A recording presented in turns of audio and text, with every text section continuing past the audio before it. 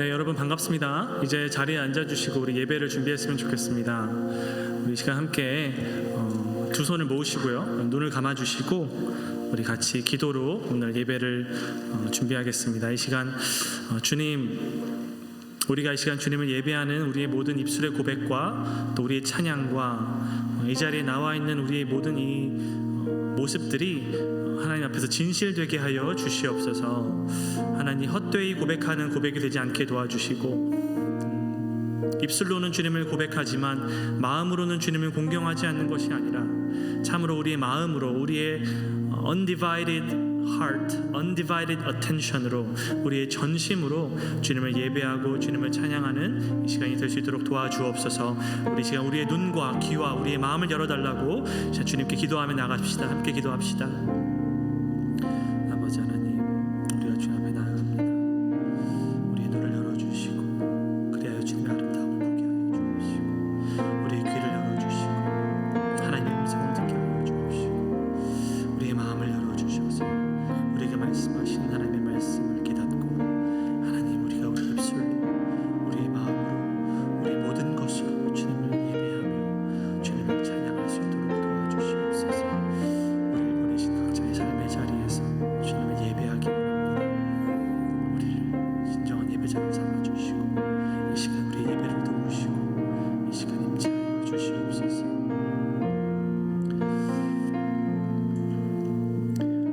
사랑과 은혜가 충만하신 주님 감사합니다. 이 시간 우리의 예배를 도와주시옵소서. 헛되이 주님을 예배하지 않도록 도와주시고 우리의 삶으로, 우리 입술로, 우리 온 마음으로 주님을 예배할 수 있도록 인도하여 주옵소서. 감사드리며 예수님의 이름으로 기도합니다. 아멘. 사도신경으로 우리의 신앙을 고백합니다. 전능하사 천지를 만드신 하나님 아버지를 내가 믿사오며 그 외아들 우리 주 예수 그리스도를 믿사오니 이는 성령으로 잉태하사 동정녀 마리아에게 나시고 본디오 빌라도에게 고난을 받으사 십자가에 못 박혀 죽으시고 장사한 지 사흘 만에 죽은 자 가운데서 다시 살아나시며 하늘에 오르사 전능하신 하나님 우편에 앉아 계시다가 저리로서 산자와 죽은 자를 심판하러 오시리라. 성령을 믿사오며 거룩한 공예와 성도가 서로 교통한 것과 죄를 사하여 주시는 것과 몸이 다시 사는 것과 영원히 산 것을 믿사옵나이다. 아멘.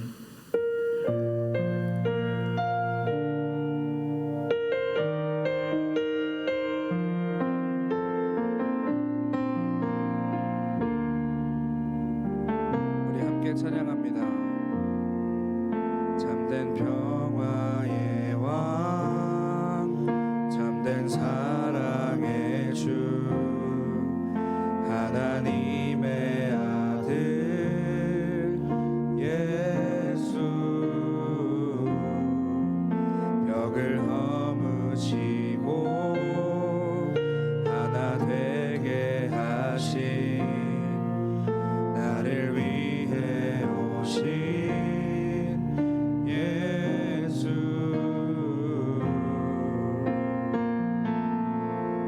그 몸을 낮춰 발을 씻기시고 그 몸을 던져 길을 만드시네. 그 팔을 벌려 나를 안으시고 생명의 길로 나를 오라시네. 예수여, 예수여, 이제 내가 일어나 내 모습 이대로 주께 돌아갑니다. 아멘. 우리 주님을 생각하면서 같은 고백으로 찬양할까요? 참된 평화의 왕, 참된 평화의 왕, 참된 사랑의 주, 하나님의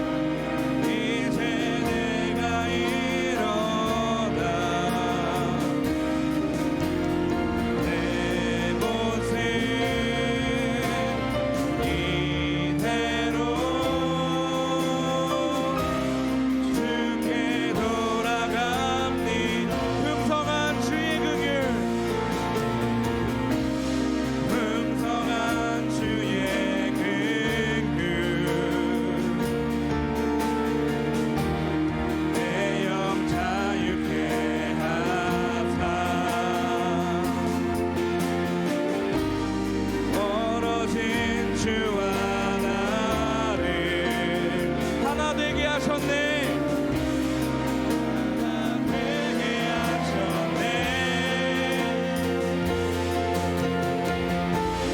예수여 예수여 예수여 예수여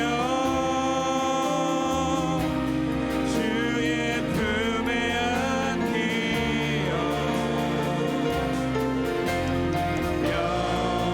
영원한 사랑에 주를 따라갑니다. 예수여 예수여 예수여 주의 품에 안기어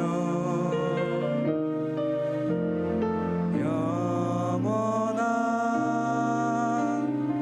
사랑에 주를 따라갑니다. 아멘.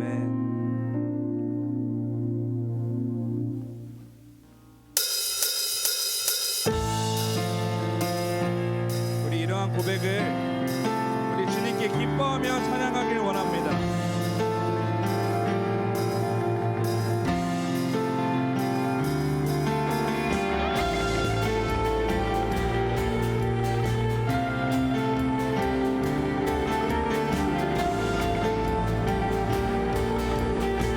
우리 주님 어떠한 분이십니까? 주는 약한 자 돌보시며 갇힌 자 자유케 하네. 눈먼 자 보게 하시며 억눌린 자 자유케 해 새롭게 하시는 주 기뻐해. 날 구원하신 주를 기뻐해. 날 자유케 하셨네. 기뻐해. 나의 피난처 되시니 그곳에 달려가 안전하리. 아멘.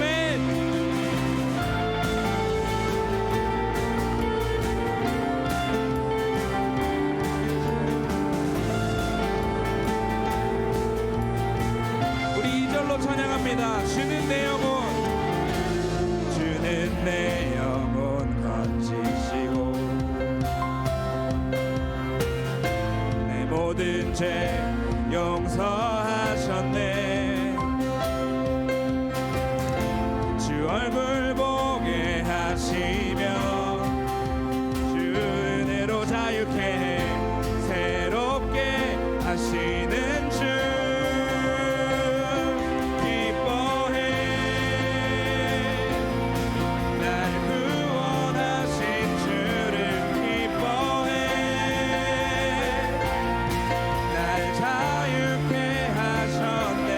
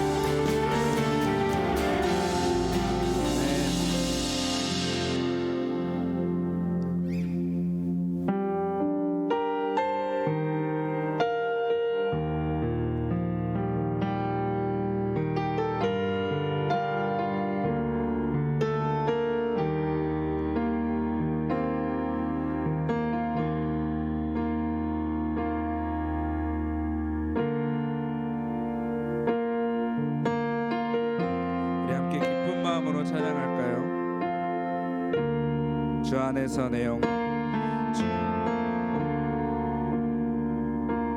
주 안에서 내 영혼 다시 태어나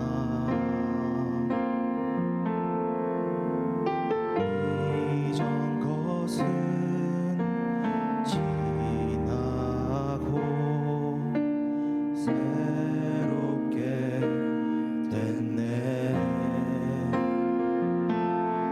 괴로 물든 내 역습 예수와 함께 죽고 부활 생명 내 안에 새로운 삶이 열렸네.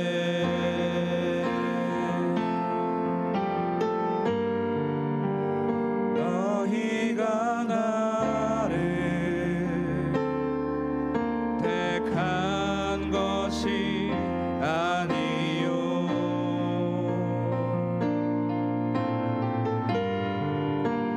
내가 너희를 택하여 세웠나니 오직 내 안에 오직 내 속에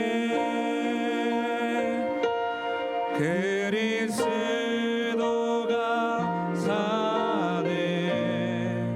오직 내 삶에 오직 내 맘에 그가 주인 되셨네. 아멘.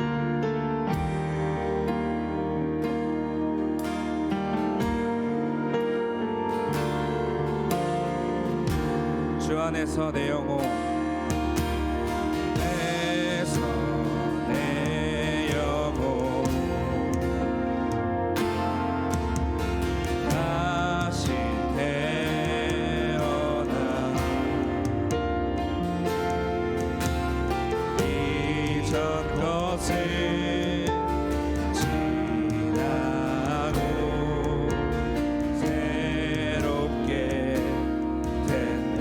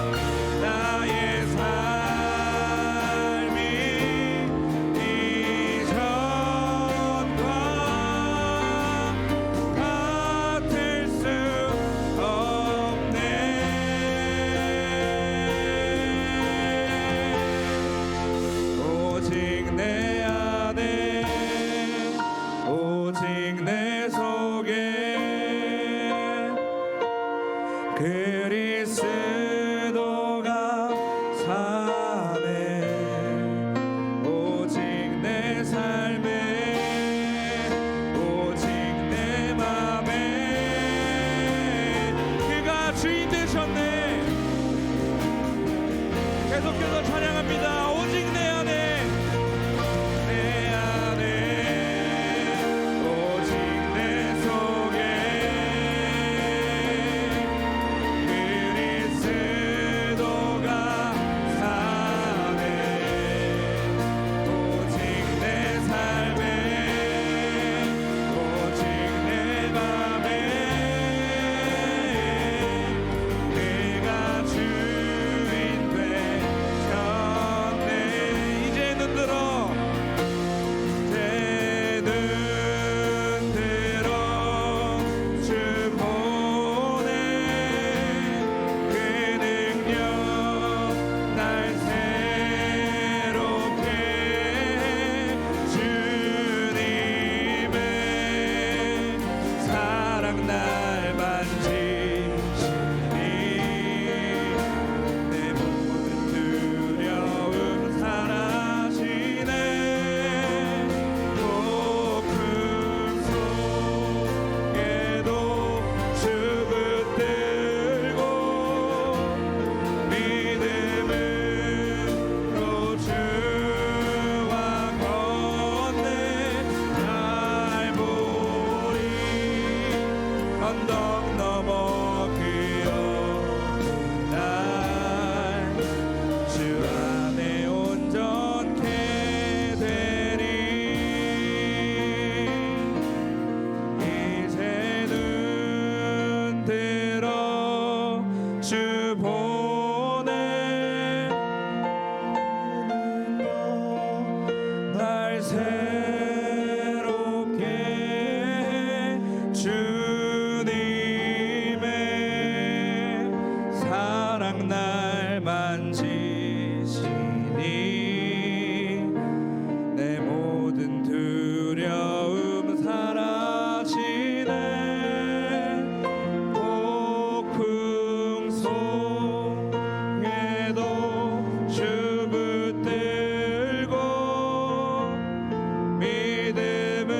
믿음으로 주와 건네 갈보리 언덕 넘어 그 어느 날 주 안에 온전케 되리. 이 시간 함께 기도할까요? 주님, 우리가 고백한 대로 기도하기 원합니다. 주 안에서 내 영혼 다시 태어나 이전 것은 지나고 새롭게 됐네. 이 고백이 정말 선포되어지는 예배가 되길 원합니다. 주님, 우리가 주님 앞에 나와서 이 예배를 드릴 때 주님, 우리가 주님의 능력을 보게 하시고 내 눈을 들어 주님을 바라보게 하여 주시옵소서. 하나님, 그래서 우리가 그 안에서 자유함을 얻어 기뻐할 수 있도록 주님, 이 예배와 우리 마음에 함께하여 주시옵소서. 끝까지 주님, 우리 마음을 지켜주시옵소서. 이러한 고백으로 기도하며 나아갑니다. 기도합니다. 하나님, 감사합니다. 주님, 우리가 고백한 대로 살아지길 원합니다. 하나님, 하나님의 능력을 계속해서 구하며 하나님을 바라보길 원합니다. 주님, 그래서 하나님, 내가 죽고 이제 주님과 다시 태어나는 하나님 내 삶이 되어질 수 있도록 주님, 죄로 물든 나의 모습을 내려놓게 하여 주시옵소서. 하나님, 갈보리 언덕 그 어느 날 주님 안에서 온전케 되는 하나님 나의 모습을 주님 안에서 발견할 수 있도록 주님, 내 마음에 내 삶에 함께하여 주시옵소서. 하나님, 그런 고백이 넘쳐나는 이 예배가 되길 원합니다. 주님, 이 예배를 다스려 주시옵소서.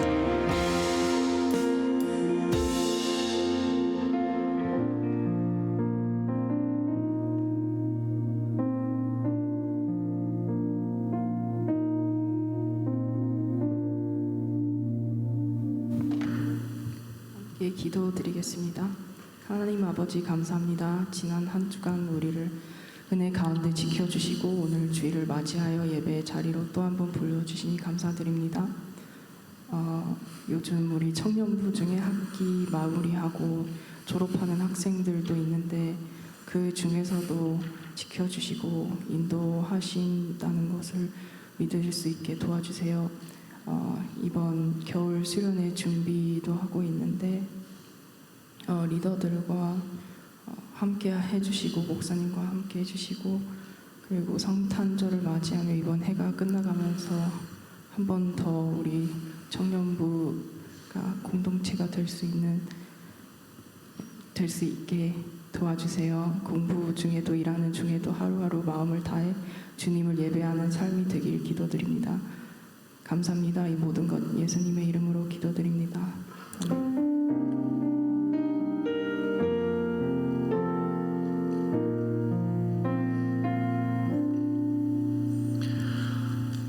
네, 우리 함께 오늘 주신 말씀 읽도록 하겠습니다. 오늘 함께 읽을 말씀은 마가복음 7장 31절부터 37절까지의 말씀입니다. 마가복음 7장 31절부터 37절까지의 말씀입니다. 네, 찾으신 줄로 알고 31절부터 제가 먼저 교독하도록 하겠습니다. 예수께서 다시 두로 지방에서 나와 시돈을 지나고 데가볼리 지방을 통과하여 갈릴리 호수에 이르시매 사람들이 귀먹고 말 더듬는 자를 데리고 예수께 나와 안수하여 주시기를 간구하거늘 예수께서 그 사람을 따로 데리고 무리를 떠나사 손가락을 그의 양 귀에 넣고 침을 뱉어 그의 혀에 손을 대시며 하늘을 우러러 탄식하시며 그에게 이르시되 에바다 하시니 이는 열리라는 뜻이라. 그의 귀가 열리고 혀가 맺힌 것이 곧 풀려 말이 분명하여 졌더라. 예수께서 그들에게 경고하사 아무에게도 이르지 말라 하시되 경고하실수록 그들이 더욱 널리 전파하니. 함께 읽습니다. 사람들이 심히 놀라 이르되 그가 모든 것을 잘하였도다. 못 듣는 사람도 듣게 하고 말 못하는 사람도 말하게 한다 하니라. 아멘. 여러분 옛날에 미국에 아론 렐스턴이라고 하는 사람이 있었습니다. 그는 협곡 탐험을 즐기는 사람이었습니다. 캐니언 클라이밍을 좋아하는 사람이었죠. 그래서 2003년 4월 26일 그는 유타주 남동쪽에 위치한 블루 존 캐니언이라는 협곡을 혼자서 등반하기로 이제 결심을 합니다. 워낙 협곡 클라이밍을 좋아하던 사람이고 또 실력이 있던 사람이라서 가벼운 마음으로 누구에게도 알리지 않고 혼자 그 블루 존 캐니언을 가게 되었어요. 그런데 문제가 발생합니다. 그곳에서 그는 조난을 당하고 마는데 바위가 떨어집니다. 바위가 그의 위로 떨어지는데 무려 360kg가 되는 바위가 그의 위로 떨어집니다. 그러면서 그의 팔이 바위와 이 협곡 벽 사이에 팔이 끼어버리게 됩니다. 팔이 벽과 바위 사이에 끼어서 옴짝달싹 못하는 상황이 되어서 자그마치 그는 5일이나 이 협곡의 캐니언의 홀로 남겨져 있게 됩니다. 그리고 5일이 지나서 그가 그곳을 빠져나올 수 있게 되는데 그가 빠져나올 수 있었던 이유는 누군가가 와서 그를 구조해 주었기 때문이 아니라 그가 스스로 자기의 팔을 잘라내었기 때문입니다. 왜 아론 렐스턴은 구조를 요청하지 않았을까요? 그것은 그가 구조를 요청할 수 없었기 때문입니다. 일단 그에게는 핸드폰이 없었고요. 또 휴대폰이 있었다고 하더라도 그곳은 신호가 터지지 않는 지역이었습니다.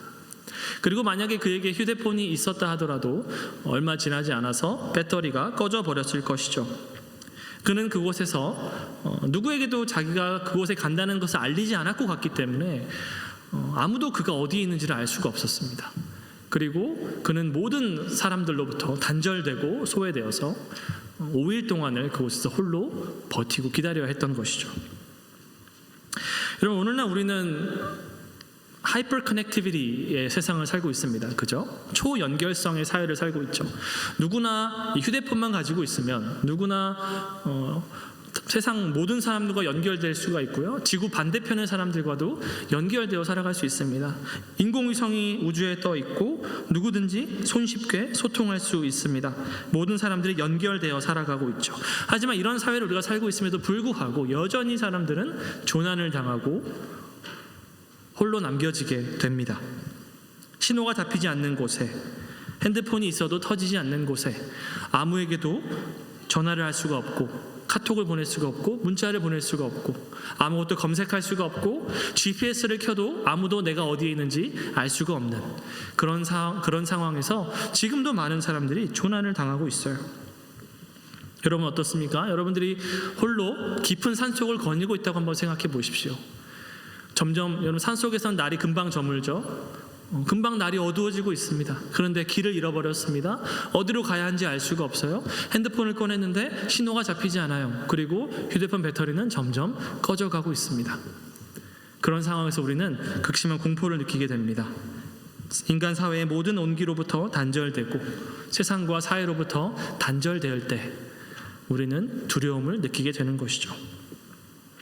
오늘 우리가 함께 살펴본 본문에도 이러한 사람이 나옵니다. 세상의 모든 온기와 사회의 모든 따뜻함으로부터 단절되어 살아가고 있는 사람이 나타납니다. 그는 갈릴리 호수 동편 데가볼리 지방에 살고 있는 귀 먹고 말 못하는 그런 사람입니다. 청각장애인이고 말을 제대로 하지 못하는 사람이죠. 여러분 청각장애인이라면 다른 사람의 말을 들을 수가 없습니다. 말을 제대로 하지 못하는 사람이기 때문에 다른 사람들에게 자기의 마음과 생각을 나눌 수도 없습니다. 세상 사람들로부터 단절되고 사회로부터 소외된 채 평생을 살아온 그런 사람입니다. 그런 사람을 사람들이 예수님께로 데려오고 예수님은 그 사람을 고쳐주십니다. 어떻게 보면 언뜻 보면 이 사건은 그냥 평범한 예수님의 치유 사건으로 보일 수 있습니다.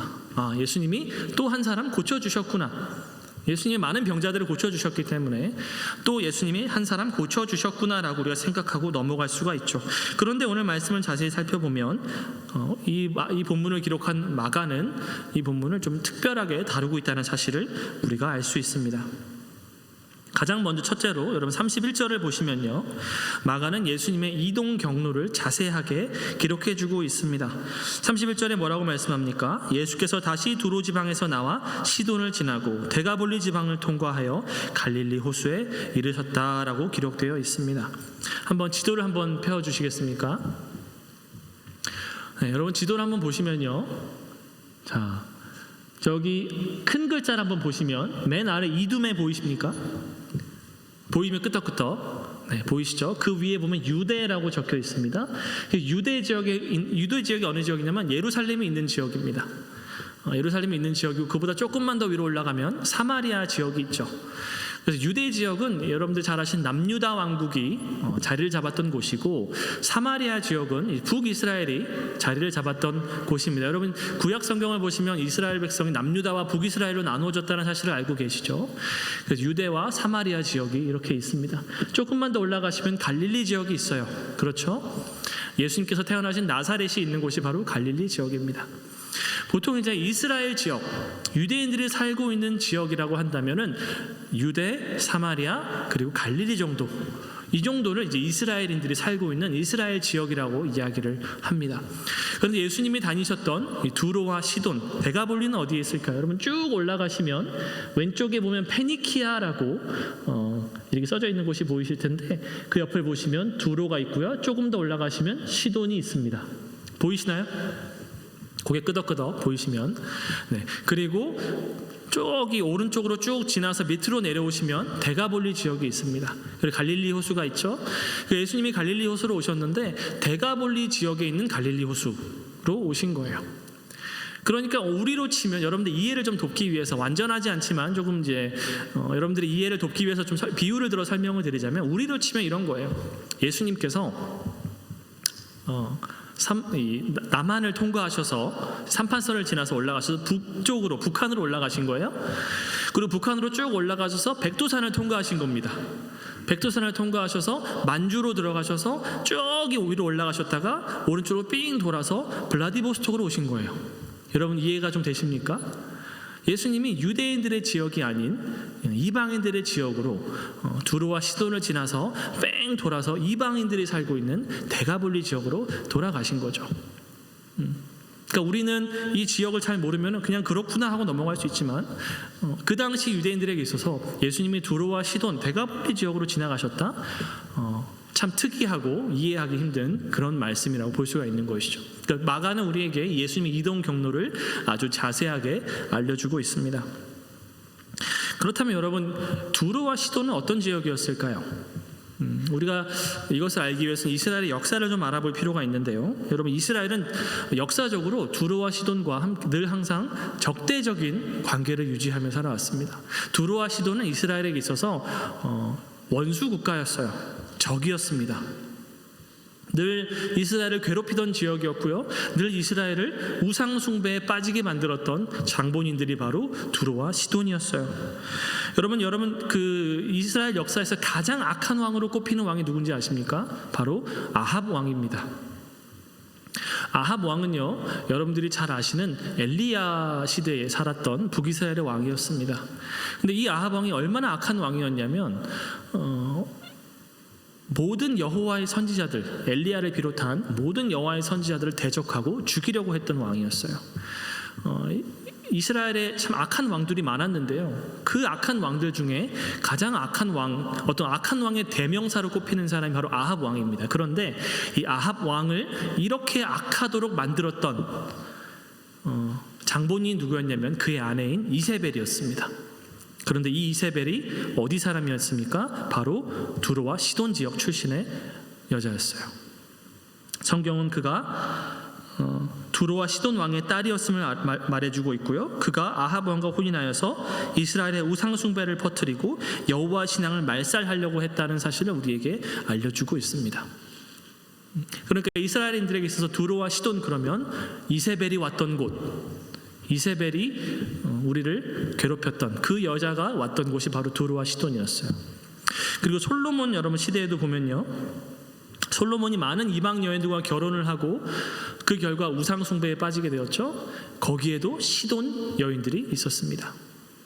그리고 사사기 10장 12절 말씀을 보면은 시돈이 이스라엘을 압제하였다라고 우리에게 알려주고 있어요.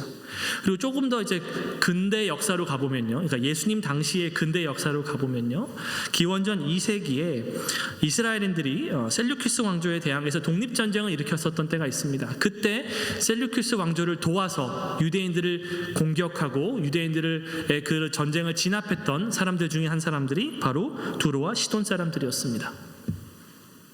그러니까 유대인들에게 있어서 두로와 시돈 사람들은 원수들이었어요. 늘 우리를 괴롭히고 늘 우리를 압제하는, 하나님의 선택받은 백성인 우리의 적이고, 당연히 따라서 하나님의 원수이고 하나님의 저주를 받은, 하나님의 은혜가 결코 미칠 수 없는 그런 지역에 살고 있는 사람들이 바로 두로와 시돈 사람들이었던 것이죠. 바로 이곳에 예수님께서 찾아가신 것입니다. 또 하나 마가가 이 본문을 특별하게 다루고 있는 점이 어떤 점이냐면, 여러분 오늘 본문 말씀을 보면은 예수께서 이 이방 지역에 도착하셨을 때 사람들이 귀먹고 말 더듬는 자를 데리고 왔다라고 말하고 있습니다. 그런데 여러분 여기서 마가가 이 사람을 표현하는 이 표현 방식이 아주 독특합니다. 보통 여러분 말을 못하는 사람을 가리킬 때 쓰이는 일반적인 헬라어 단어는 코포스, 아포노스, 알랄로스, 이런 헬라어 단어가 일반적으로 쓰여지는 단어예요. 말 못하는 사람을 지칭할 때 쓰이는 일반적인 단어들이 있다는 것이죠. 그런데 마가는 오늘 그 단어를 사용하지 않고 모길랄로스라고 하는 아주 드문 단어를 사용하고 있습니다. 이 단어는 말 못하는 사람을, 이제 말에 장애가 있는 사람을 가리킬 때 쓰이는 단어인데 흔하게 쓰이지 않는 단어예요. 아주 독특한 단어가 아주 드문 단어인데 얼마나 드무냐면 전체 신약 성경에서 이 모길랄로스라고 하는 단어가 쓰여진 본문이 오늘 본문이 유일하다라는 사실이에요. 아주 독특한 단어를 사용하고 있는 것이죠. 그런데 우리가 이 마가가 왜 이런 드문 희귀한 단어를 사용하고 있는가를 우리가 알 수 있는 힌트가 어디에 있냐면 바로 이사야 35장에 있습니다. 여러분 구약 성경은 원래 히브리어로 기록이 되었죠. 그런데 이 히브리어 성경이 이 예수님 오시기 이전에 이미 구약 헬라어로 번역이 되어 있었어요. 이 헬라어로 번역된 히브리어 구약 성경을 70인역이라고 합니다.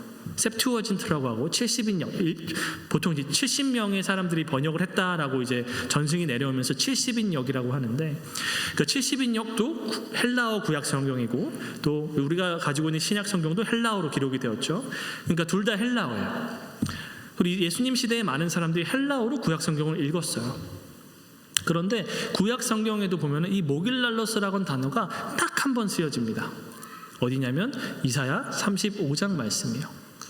그러니까 마가는 이 모길랄로스라고 하는 단어를 통하여서 의도적으로 이사야 35장을 암시하고 있다는 사실을 우리가 알 수가 있는 것이죠. 우리 한번 여러분들의 순모임 시간에는 여러분 35장 전체를 한번 쉬운 말 버전으로 한번 읽어보시기를 축복합니다. 우리는 오늘 1절부터 6절까지만 한번 같이 읽어볼게요. 같이 한번 읽습니다. 그날에 광야와, 이사야 35장이에요. 그날에 광야와 메마른 땅이 기뻐하며 사막이 활짝 핀 백합화처럼 즐거워할 것이다. 사막의 땅에서 아름다운 각양꽃들이 만발하고 거친 광야도 크게 기뻐하면서 환호성을 지를 것이다. 그토록 메말랐던 땅들이 레바논의 삼림처럼 무성해지고 갈멜 동산과 샤론 평원처럼 아름다워질 것이다. 정녕 그날의 사람들은 주의 영광을 볼 것이고 우리 하나님의 위대하심을 직접 보게 될 것이다. 주의 백성들아, 축 늘어진 두 손에 불끈 힘을 주어 강하게 하라. 떨리는 두 무릎에 다시 힘을 주어 굳세게 하라. 두려워하며 겁에 질려 떠는 사람들에게 너희는 격려하기를, 용기를 내라, 두려워하지 말라. 너희 하나님을 바라보라. 하나님께서 너희 원수에게 보복하시려고 오고 계신다. 친히 오셔서 너희를 위해 보복하시고 너희를 구원해 주신다 하여라. 보라, 정녕 그날에는 눈먼 사람들의 눈이 밝히 열리고 듣지 못하는 사람들의 귀가 뻥 뚫려 또렷이 들을 수 있게 될 것이다. 다리를 전전 사람이 사슴처럼 펄쩍펄쩍 뛰겠고 말하지 못하는 사람의 혀가 기뻐서 크게 소리칠 것이다.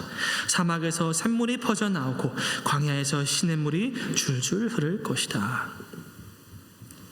여러분, 이사야는 이사야 35장에서 마지막 날에 메시아가 오게 되면 어떻게 이 창조 세계가 다시 회복될 것인가, 어떻게 하나님의 구원이 임하게 될 것인가를 우리에게 예언해 주고 있습니다. 하나님의 구원이 임할 것입니다. 모든 사람들이 그날에 하나님의 구원을 바라보게 될 것입니다. 광야와 메마른 땅에 꽃이 피어날 것이고 사람들은 여호와의 구원하심을 보게 될 것입니다. 두려워 떠는 자들에게 선포될 것입니다. 두려워하지 말라, 너희 하나님이 오셨다. 그리고 그때 무슨 일이 일어날 것이라고 예언하고 있습니까?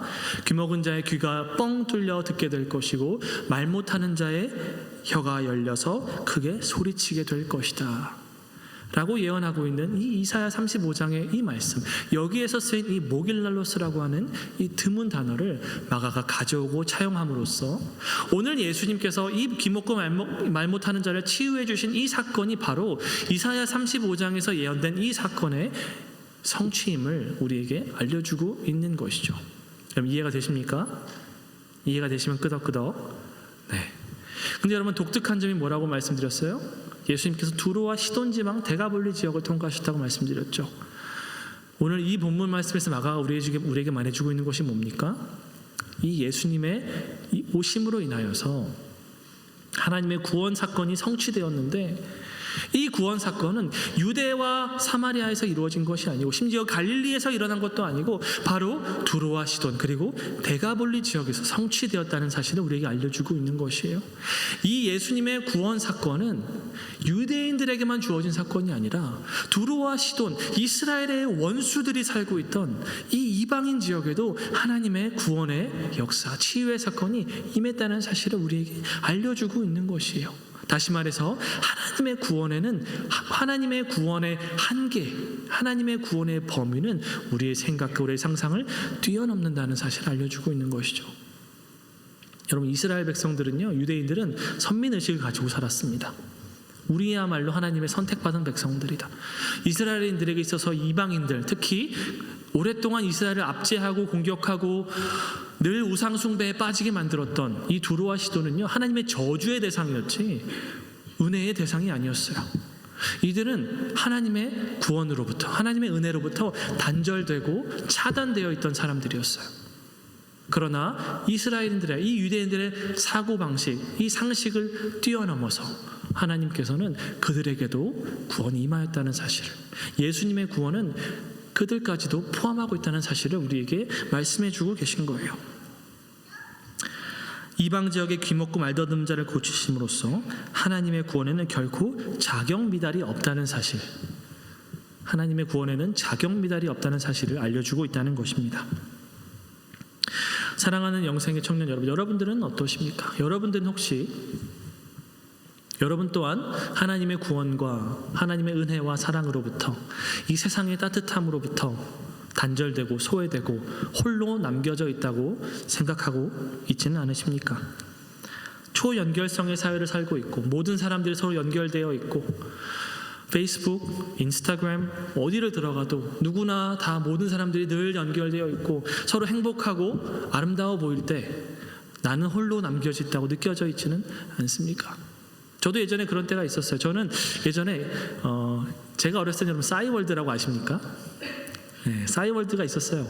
저는 싸이월드를 잘 하지 않았습니다. 원래 저는 페이스북 SNS 이런 거 잘 못하는 성격이기도 한데 싸이월드를 들어가면 소외감을 느꼈어요. 모든 사람들이 다 친해 보입니다.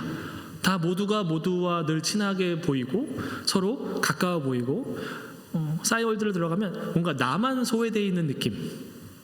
뭐 저는 SNS 안 하기도 했지만 나만 소외되어 있는 느낌이 들어서 저는 잘 하지 않았습니다. 혹시 우리 중에도 그렇게 느끼고 있는 사람들이 있지 않을까 싶습니다. 늘 모든 사람들이 다 행복해 보이고 어떻게 보면 군중 속의 고독이라고 하죠. 늘 많은 사람들 속에 살아가고 있고 많은 연결된 사회를 살아가고 있지만 그 안에서 나는 한 사람의 개별자로서 홀로 돼 있고 소외되어 있고 누구도 내 마음을 알지 못하고 페이스북, 인스타그램 친구들은 많고 팔로워들은 많지만 정작 내 마음을 털어놓고 내 마음을 나눌 사람은 없구나 라고 느껴질 때가 있지는 않으십니까? 제가 알던 한 아이 중에 이런 아이가 있어요. 참 믿음이 좋은 아이였어요. 어떤 믿음이 좋은 아이였냐면 하나님이 자기에게 단단히 화가 나 있다라고 굳게 믿는 아이였습니다. 그 믿음이 너무 좋은 아이였어요. 자기가 하나님께 온전히 자기의 삶을 드리지 못해서 하나님이 자기에게 매우 화가 나 있다라고 생각을 한 아이였습니다. 제가 그 아이에게 말했습니다. 하나님은 너를 사랑하신단다. 너가 하나님께 너의 모든 것을 드리지 못했다 하더라도 하나님은 너의 모습을 사랑하시고 있는 그대로 사랑하시고 지금도 너를 기다리고 계셔. 내가 하나님이 너를 사랑하신다는 거 내가 내 손목을 걸 수 있어. 그렇게 하도 그 친구가 믿지를 못하니까 내가 내 손목도 걸 수 있어. 그랬더니 그 친구가 저한테 뭐라고 말했는지 아십니까? 목사님, 손목 준비해 놓으셔야 될 거예요. 그랬어요. 그럼 제 손목 아직까지 잘 붙어 있습니다. 여러분, 하나님의 사랑은요 한계가 없습니다. 하나님의 사랑에는 자격 미달이 없는 거예요. 여러분, 오늘 본문 말씀을 통해서 예수님께서는 두루와 시돈 지방을 돌아다니십니다. 우리의 생각과 우리의 상상으로 이해할 수 없는 예수님의 이동 경로예요. 그래서 어떤 학자들은 마가가 실수했다라고 생각을 하기도 합니다. 마가가 이 지역을 잘 몰라서 예수님의 이동 경로를 잘못 기록했다. 성경을 믿지 않는 학자들이죠. 그런 학자들은 이 이동 경로는 있을 수가 없는 이동 경로다. 불필요한 이동 경로다. 왜 이렇게 이동을 하냐? 이해할 수 없다. 말하는 사람들도 있습니다. 하지만 오늘 본문 말씀 우리에게 알려주고 있어요. 예수님의 사랑에는 한계가 없다는 사실을. 모든 사람들로부터 소외되고 단절되어 살아가던 이방인이었을 뿐만이 아니라 귀먹고 말더듬는 자여서 누구하고도 소통할 수 없고 누구하고도 대화할 수 없고 홀로 되어 있고 세상 모든 온기로부터 차단되어 살아왔던 그 사람을 주님께서 찾아가시는 거예요. 오늘 본문에서는 사람들이 이 사람을 예수님께로 데려왔다라고 되어 있지만 사실 예수님께서 이 사람에게 찾아가시기 위하여 얼마나 오랜 길을 걸어가셨습니까?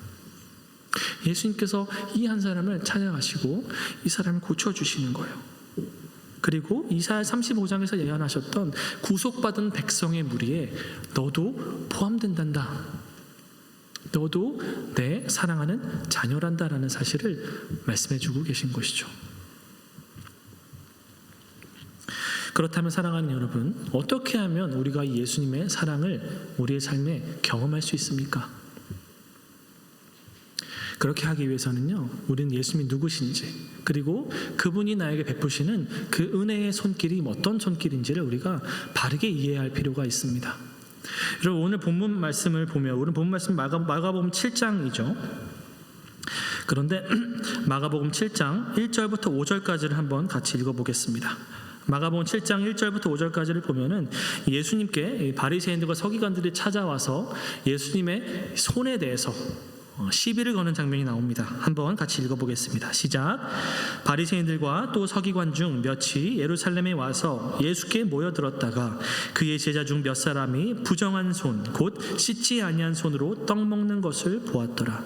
바리새인들과 모든 유대인들은 장로들의 전통을 지키어 손을 잘 씻지 않고서는 음식을 먹지 아니하며 또 시장에서 돌아와서도 물을 뿌리지 않고서는 먹지 아니하며 그 외에도 여러 가지를 지키어 오는 것이 있으니 잔과 주발과 놋그릇을 씻음이로라. 이에 바리새인들과 서기관들이 예수께 묻되 어찌하여 당신의 제자들은 장로들의 전통을 준행하지 아니하고 부정한 손으로 떡을 먹나이까? 반복되는 표현이 있죠. 부정한 손이라고 하는 표현입니다. 바리새인들과 서기관들은 예수님께로 나와서 뭐라고 비난했습니까? 예수님과 예수님의 제자들이 손을 씻지 않고 음식을 먹기 때문에, 이 장로들의 전통을 지키지 않기 때문에 당신들의 손은 부정한 손이 아닙니까? 왜 당신들은 부정한 손으로, 깨끗하지 못한 손으로, defiled hand로, 더러운 손으로 음식을 먹습니까? 예수님께 비판하고 항의하죠. 그래서 예수님께서 그들을 어떻게 책망을 하시죠? 7장 6절에 보니까 예수님께서 이렇게 말씀하세요. 이 백성이 입술로는 나를 공경하되 마음은 내게서 멀도다. 또 14절에서 너희는 다 내 말을 듣고 깨달으라 라고 말씀하시죠. 여러분, 오늘 귀 먹고 말 더듬는 자, 이 사람은 여러분 이러한 바리새인들의 모습들을 상징해주고 있습니다. 귀는 있습니다. 들을 수는 있습니다. 하지만 듣지 못합니다. 입술은 있지만 말은 하지만 그 말이 참된 말을 하지 못합니다. 귀가 있어도 듣지 못하고 말이 있어도 진정으로 하나님을 공경하는 말을 하지 못합니다. 이들은 예수님의 손이 부정한 손이라고 생각했습니다.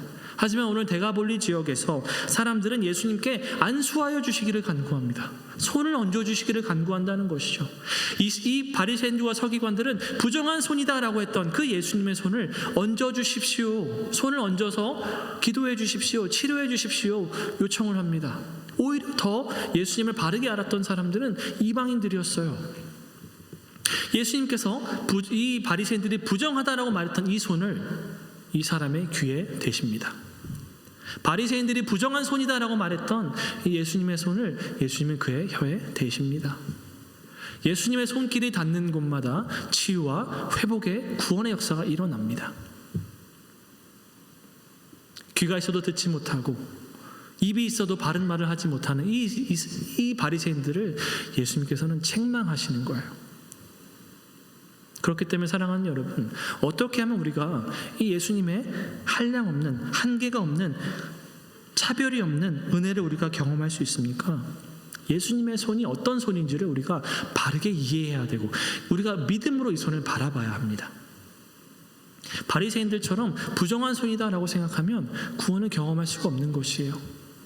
소외되어 있는 나를 찾아오신 예수님, 지금도 나에게 사랑한다고 말씀하시는 예수님, 나를 위하여 십자가에 못 박혀 죽으시고 부활하신 예수님, 그 예수님이 어떤 분이신지, 우리가 성탄의 계절을 지나고 있죠. 내게 찾아오신 이 예수님이 어떤 분이신지 우리가 오해하지 않고 왜곡하지 않고 바르게 이해를 해야 한다는 것이에요.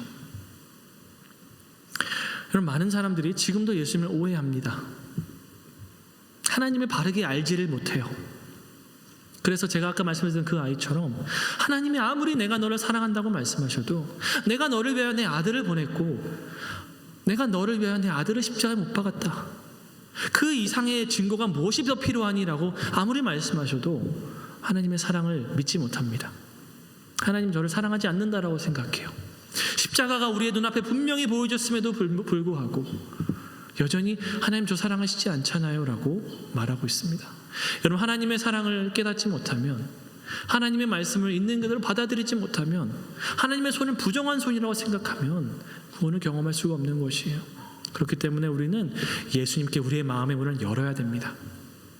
우리의 마음의 문을 열고 믿음으로 주님을 바라볼 때 우리는 하나님께 연결될 수가 있는 것이에요. 이런 말씀을 맺겠습니다. 여러분도 혹시나 이 저도 말씀드린 아론 렐스턴처럼 모든 사회로부터 단절되고 누구에게도 구조 요청을 할 수 없는 그런 상황에 처해 있다고 생각하지 않으십니까? 여러분, 그런 상황에 처해 있는 분들이 있다면 가장 깊은 어두움 속에 소외되어 있는 그 사람조차도 찾아오시고 구원의 손길을 베푸시는 주님의 은혜를 여러분 깨달으시기를 축복합니다. 나에게 찾아오시는 주님을 오해하지 않고 불신으로 바라보지 않고 내게 베푸시는 그 구원의 손길을 치유와 회복의 손길로 여러분 믿으시기를 축복합니다. 여러분들이 믿음으로 주님을 바라볼 때 한계가 없고 차별이 없는 주님의 사랑이 여러분들에게 임하게 될 것입니다. 그럴 때 소외된 사람이, 조난당한 사람이 그토록 바라고 기다리던 바로 그 구조의 손길, 그 구원의 손길이 여러분들에게 임하게 될 것입니다. 기도하겠습니다.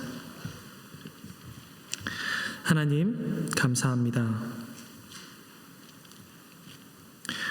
오늘도 우리에게 찾아오시고 우리를 구원하시고 가장 깊은 어둠 속에 숨어 있고 가장 깊은 산골 속에, 가장 깊은 협곡 속에 조난을 당하고 구주의 손길을 기다리지만 누구도 내가 어디에 있는지 알지 못하고 누구도 나를 찾아올 수 없고 나를 만날 수 없다라고 생각되는 그러한 순간 속에서조차 나를 찾아오시고 나를 만나주시는 주님의 사랑을 감사합니다.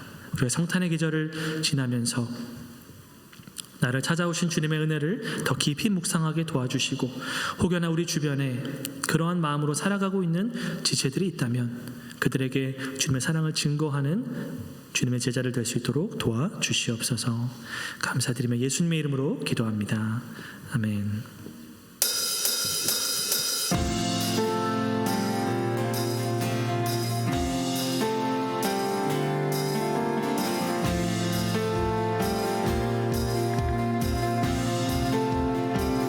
약한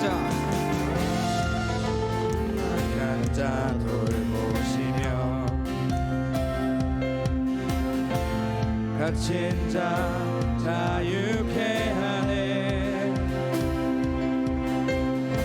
눈 먼저 보게 하시며 억눌린 자 자유케 해 새롭게 하시는 주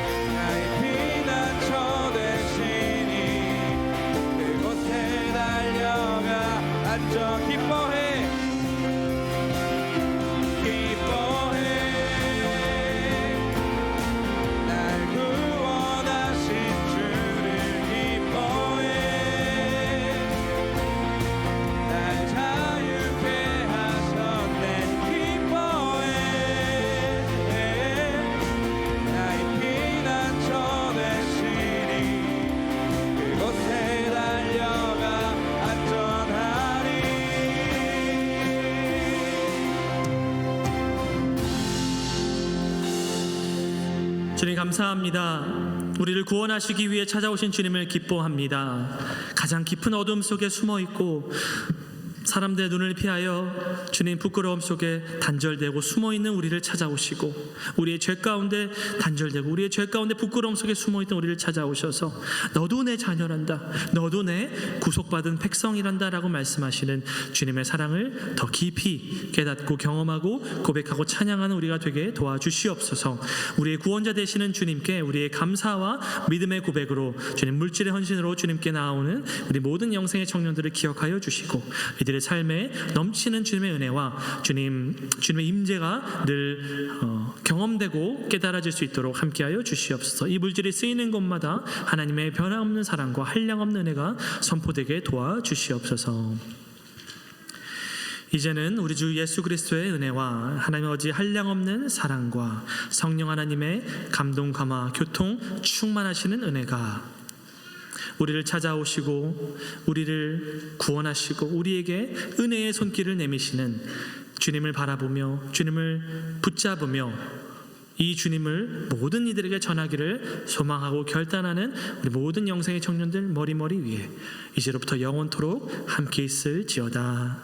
아멘.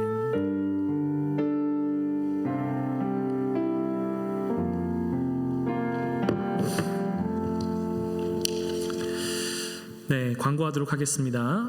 이번 주와 다음 주 금요 모임은 연휴 관계로 휴식합니다. 여러분 즐거운 또 가족들과 좋은 시간 보내시길 바라고요. 좀 당부드리고 싶은 게 있습니다. 여러분 저를 봐주세요. 여러분 연휴 기간입니다. 그리고 이번이 성탄절이 25일이죠. 그래서 26일 날 직장도 쉬고 하시는 분들도 많을 텐데 여러분 예배가 제일 중요합니다. 성탄의 계절은 여행 다니는 시간이 아니라 주님을 예배하는 시간입니다. 예배 빠지지 마시고 어디에든 예배를 가장 우선순위로 여기신 여러분 되기를 축복합니다.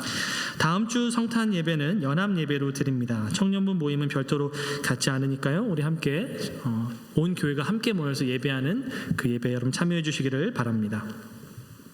겨울 수련회 지금 신청받고 있습니다. 1월 6일부터 8일까지 샌디코브에서 진행되고요. 최영환 목사님 위해서 지금부터 기도해 주시기를 바랍니다.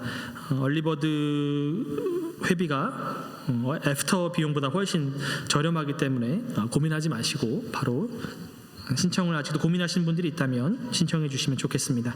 찬양팀에서 찬양팀원을 모집합니다. 악기와 목소리로 예배를 섬기기를 원하시는 분들을 많이 지원해 주시길 바라고요. 이번 주 성경 통독은 마가복음 8장부터 12장까지의 말씀입니다. 광고 마쳤습니다. 즐거운 순모임 되십시오.